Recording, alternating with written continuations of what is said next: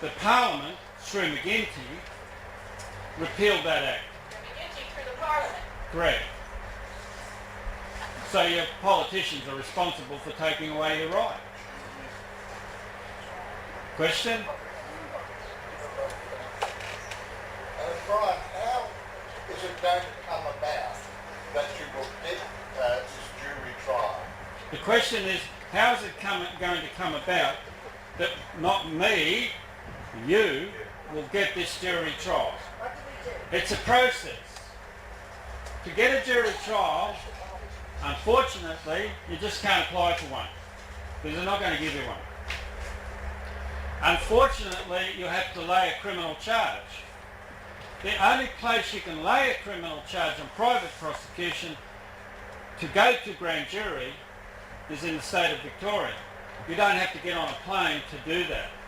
You only need to send us your charge signed at the bottom.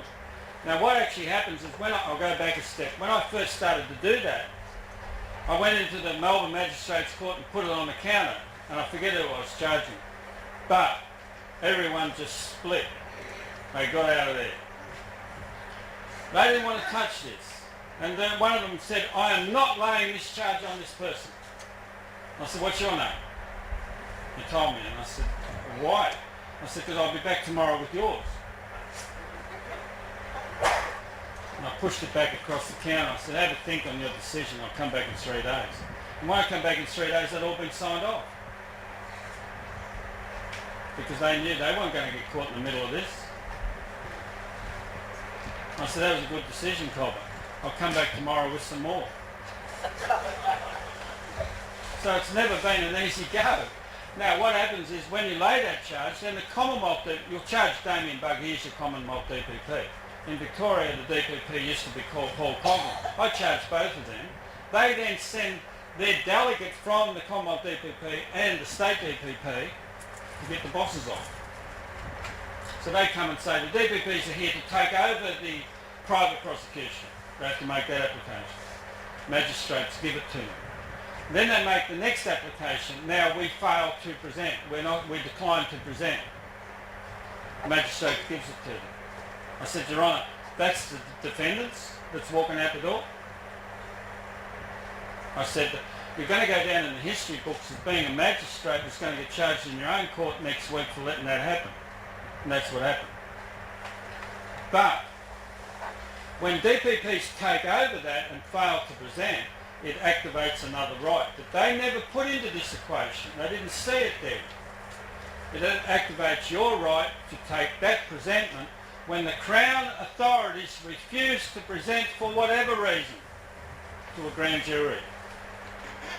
And the only jurisdiction where the grand jury facility is still left is Victoria. You did have it here, they repealed your act. You could say to your politicians, get it back and get it back now, or we're charging you. Because the moment they get your right to go to grand jury back in Western Australia, you've got a big right. Suddenly they know, all the politicians, well, we're going to get ourselves indicted if we repeal this. Well, whoopie-doo. Because otherwise you've got us on the good ship Lollipop. And it's going to land in Never Never Land. I don't intend to give my children and grandchildren into that. That's why I'm here. That's why we are here. We're here to say that what you've done is criminal activity. So in relation to your question, the way to get it, now we come into what you call an indictment. You have to have an indictment in your pocket to go to the jury trial. You're allowed a jury trial in the state of Western Australia under Section 80 of the Commonwealth Constitution, which says the trial and indictment shall be by jury in the state of the offence. Do you have the indictment in your pocket? Because the state DPP is not going to give you one. A Commonwealth DPP is not going to give you one. The only place you can get one is in grand jury. But who sits in the grand jury? 23 electors? We've got more than that here now. Do you state that this would be a criminal offence or a non-criminal offence that you've heard here today? Then you've got your indictment under the grand jury. What they fear is you've got to come through the Supreme Court to get the application to go to the door. We're doing all that now. We're doing that now. It's not being left unattended.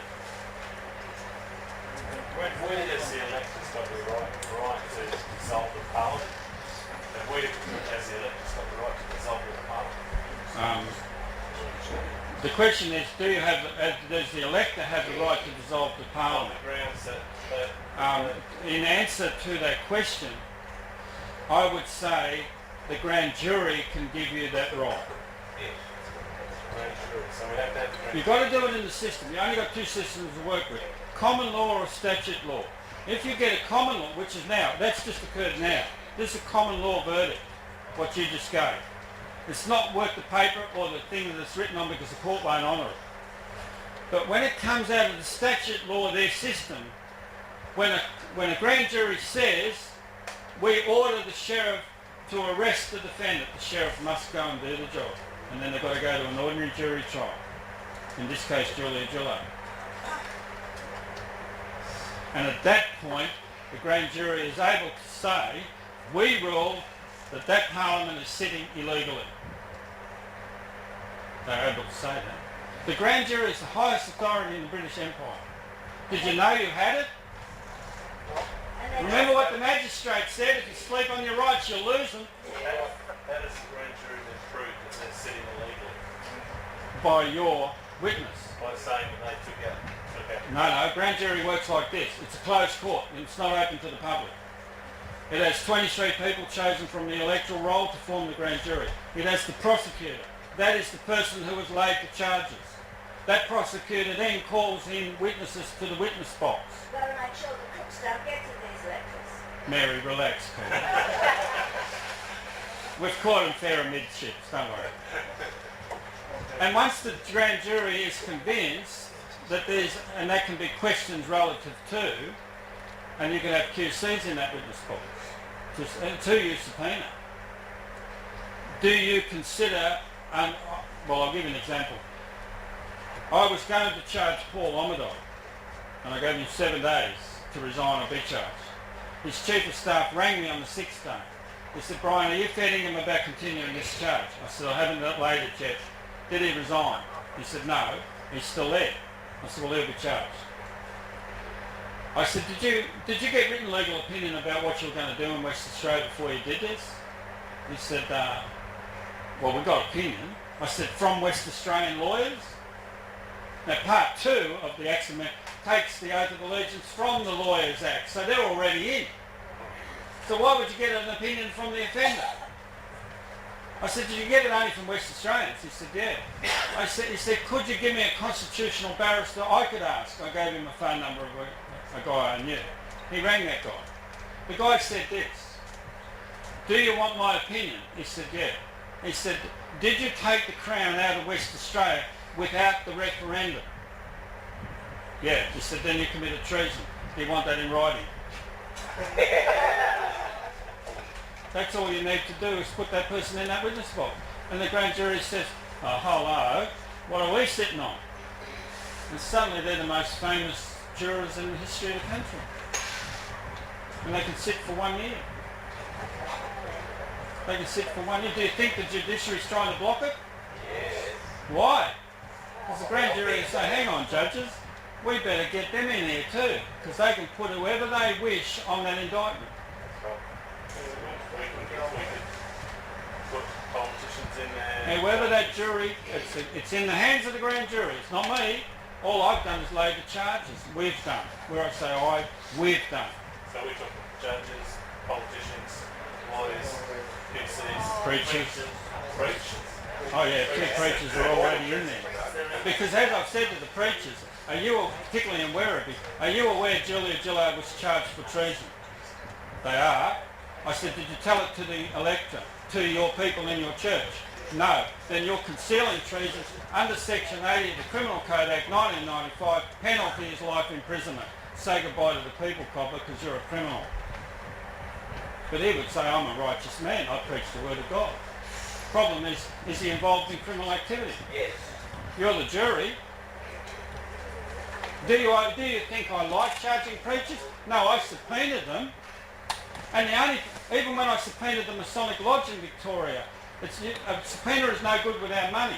I put $10 with that subpoena. They walked back and said, Mr. Shaw, we'll honour your subpoena. Here's your $10 back. When I subpoena preachers, they keep the money.